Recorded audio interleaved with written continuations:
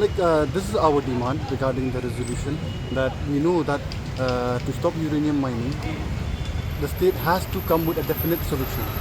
And the resolution in itself is nothing.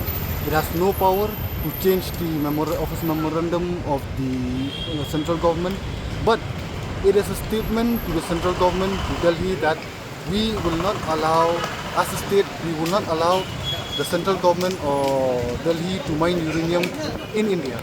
But this is not only, this only will not suffice. We have to act. The different district council has to come together as one. A resolution has to be passed in all the three district council as well, because we understand that this land belong in the 6th schedule area, and the 6th schedule has the power to make laws.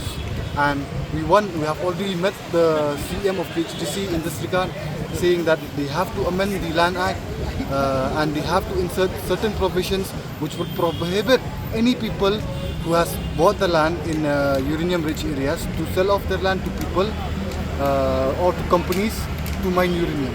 So this will be a correct measure for us. And finally, if the state government has passed a resolution or will pass the resolution in the coming days, then the office of the Atomic Mineral Directorate, which is in Nomunsong, is of no use anymore. So we kindly urge the state government to remove the office of AMD, which is situated in Nomunsong, and use that office and that premises for some other purposes. Matter is still under examination. See, the matter is still examination, means there's no concrete answer. It is not a yes or it is not a no. If they're still examining, there is a possibility that they will mine also.